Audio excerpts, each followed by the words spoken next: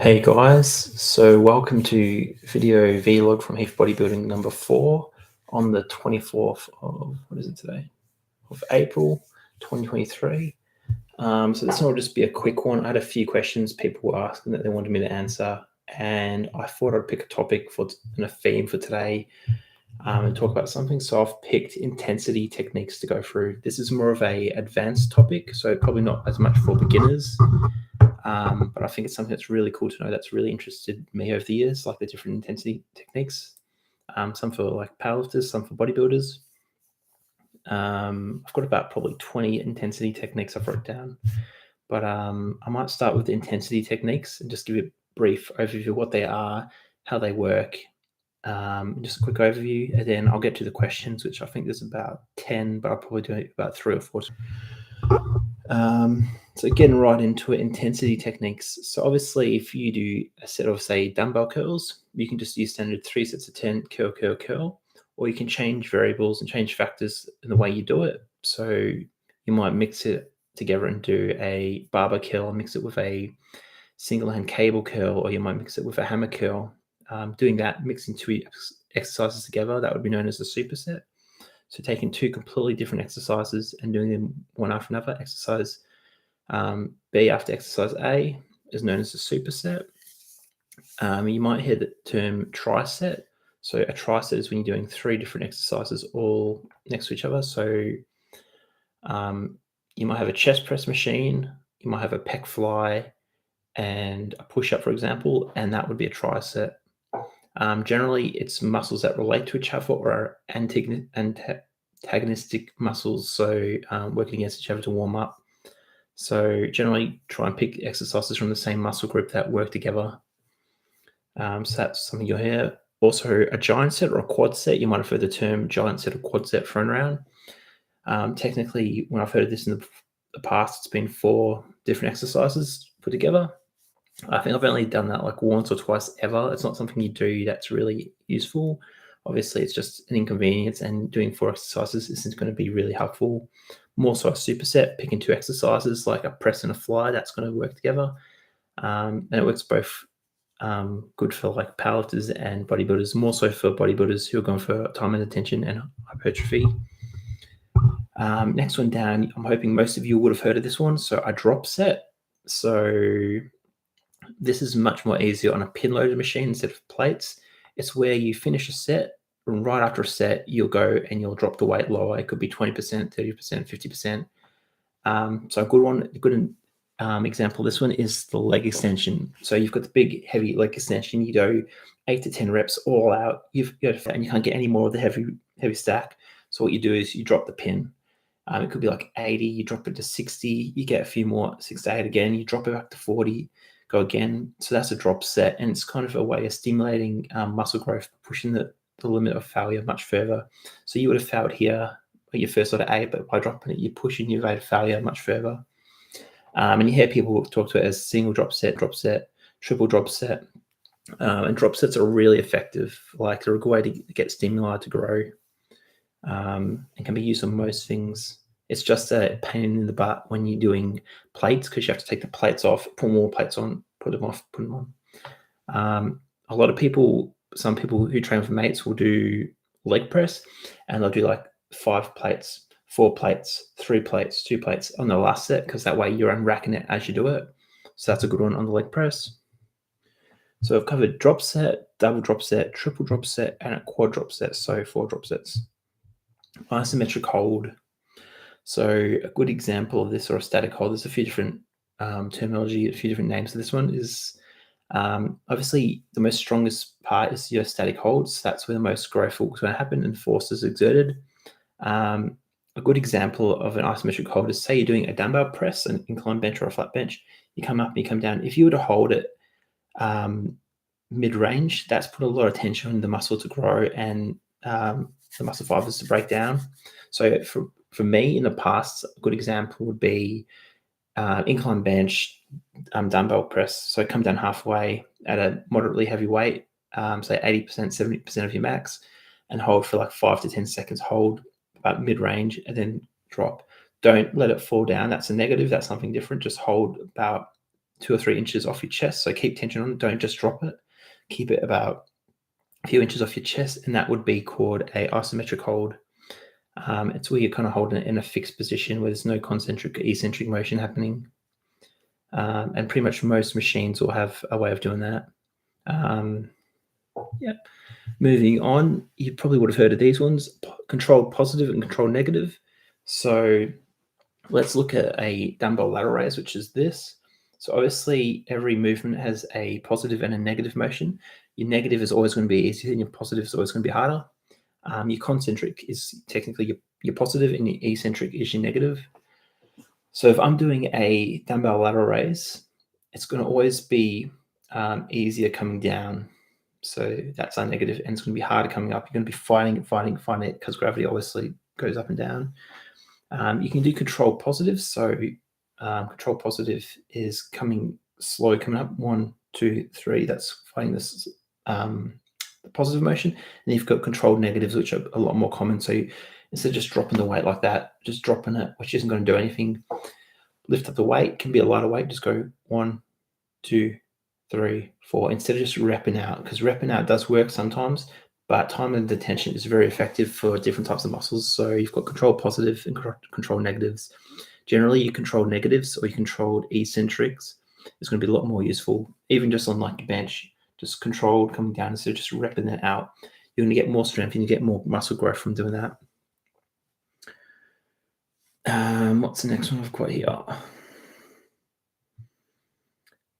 Tempo. So tempo lifts. So deadlifts and squats are probably the main one that come to mind. So obviously you can do different cadences, different speeds at which you do lifts, and you can time your different eccentric and concentric motions. So basically, you might have people that lift the deadlift and they just don't connect through different areas of the muscles. So like their glutes and fire. So you can do tempo ones. So it's kind of like slower versions of the standard deadlift or squat.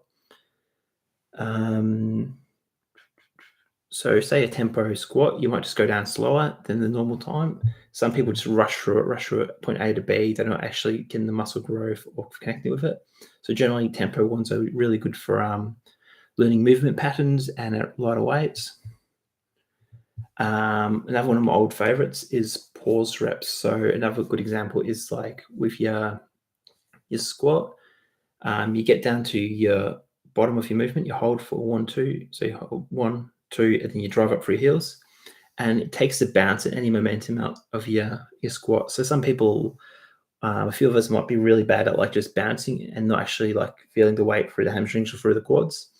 A good technique is to take all momentum out, just come up with your squat, come down, 1, 2, drive up. And obviously, say if I was doing this at 100 kilos, I'll drop to 80 kilos or 70 kilos, for example. It would be a lot lighter. And it's a good way to build up your compound, like your regular squat, nice and controlled. And if you're someone that bounces the weight, you use the momentum, this is really going to help you doing a pause squat.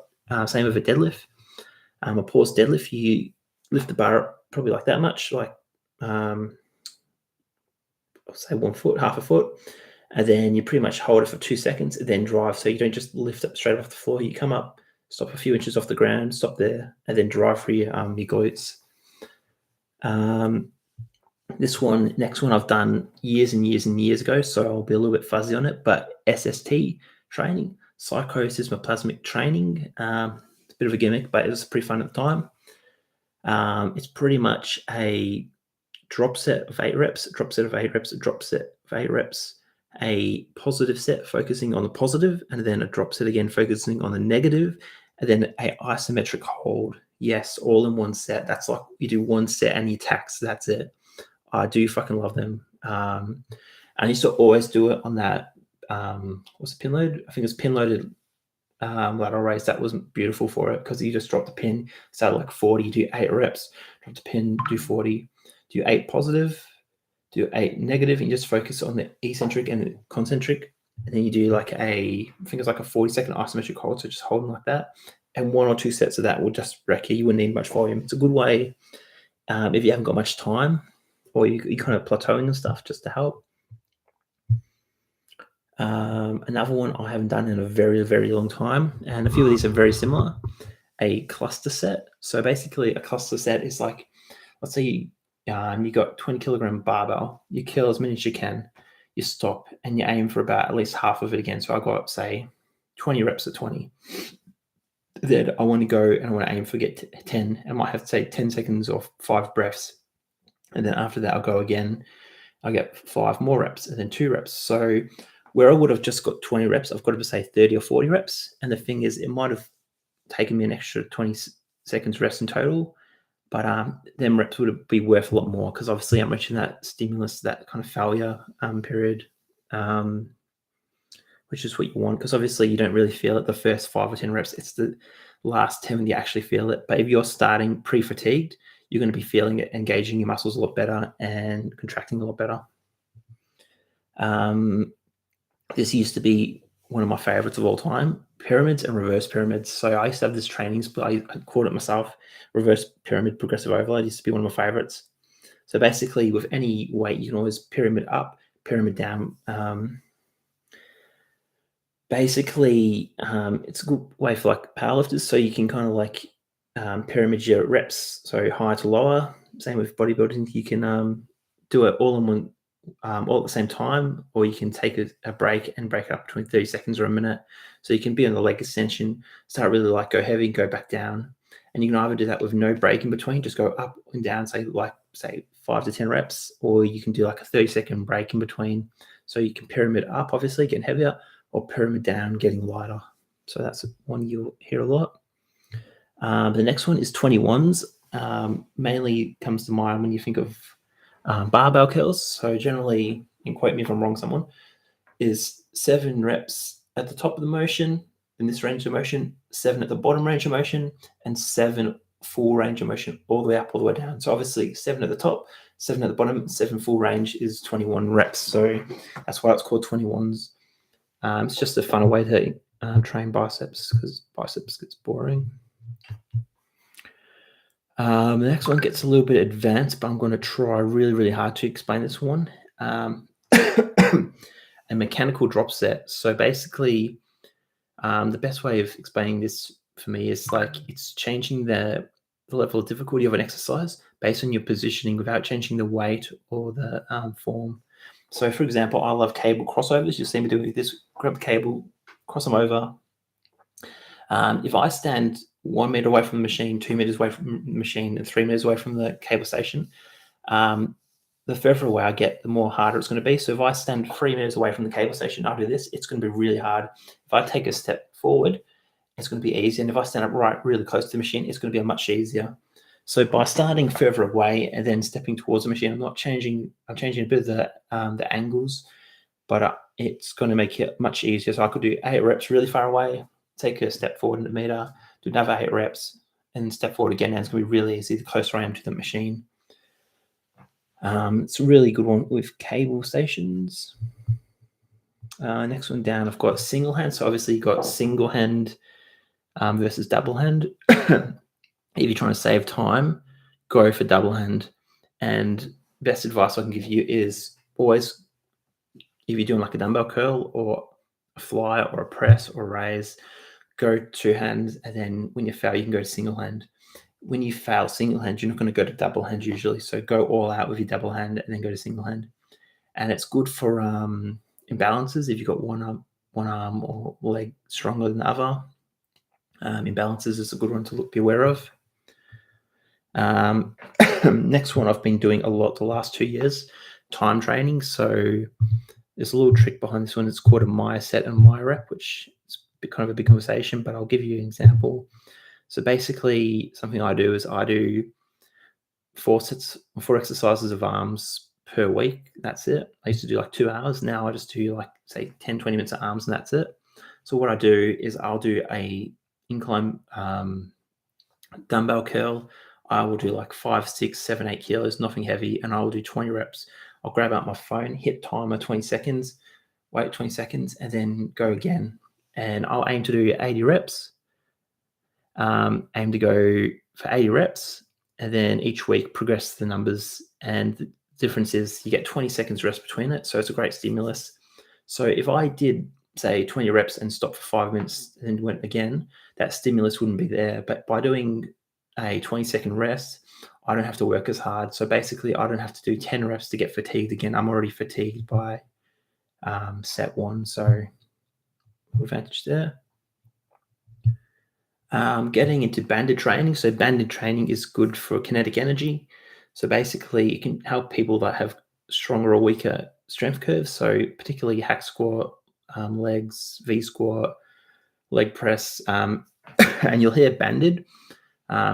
Banded is harder and reverse banded is easier. So basically, you can make any leg equipment way easier or way harder from using a band, and make sure it is a really thick band, not one of the skinny ones, usually a black, a purple, or a green one, like very thick.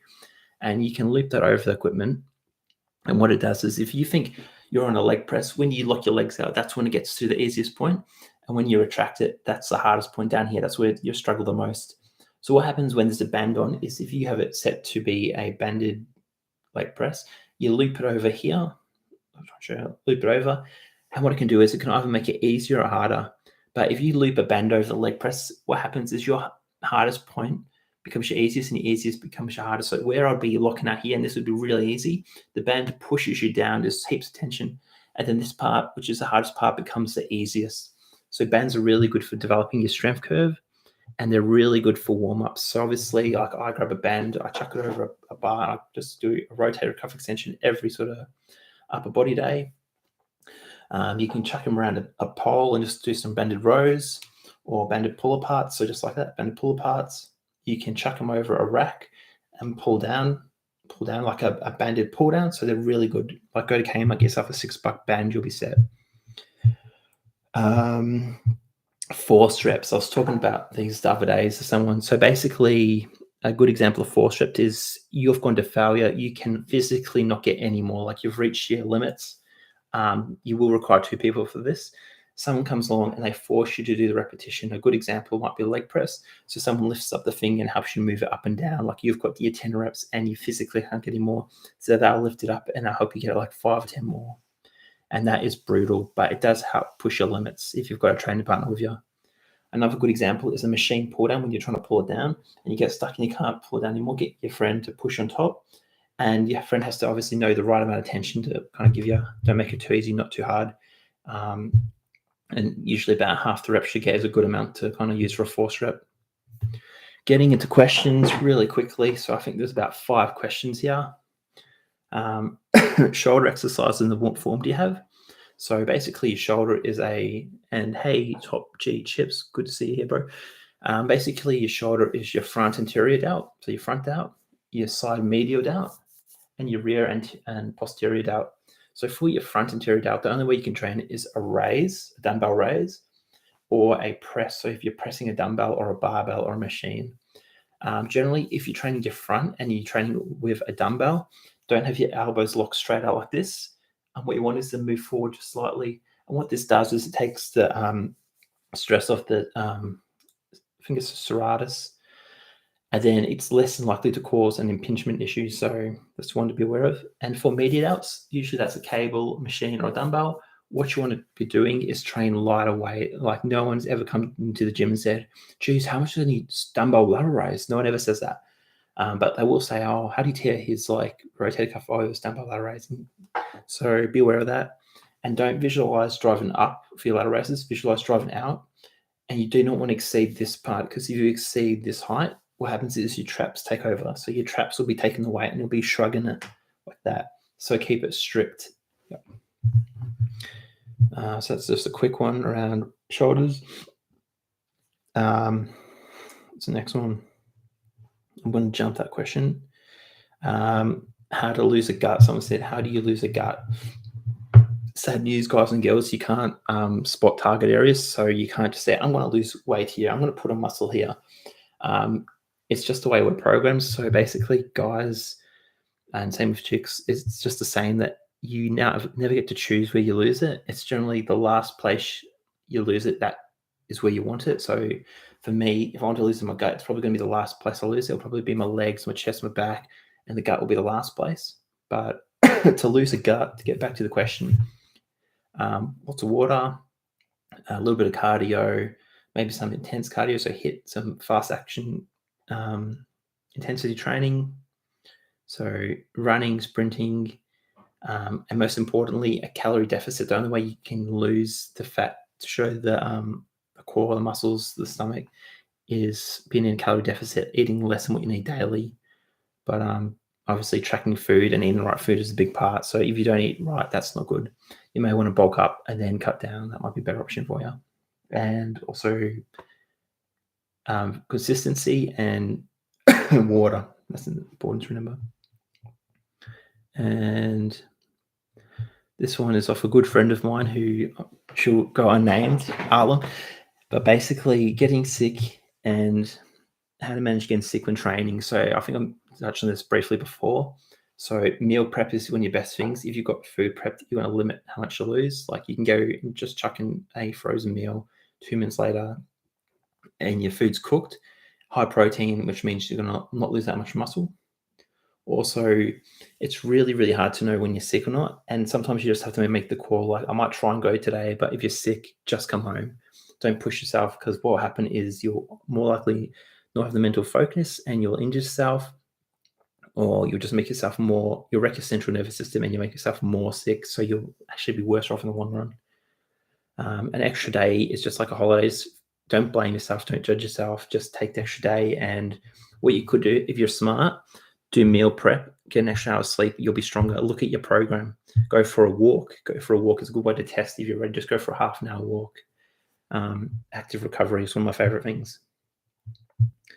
So there's 2 questions left, mainly around food.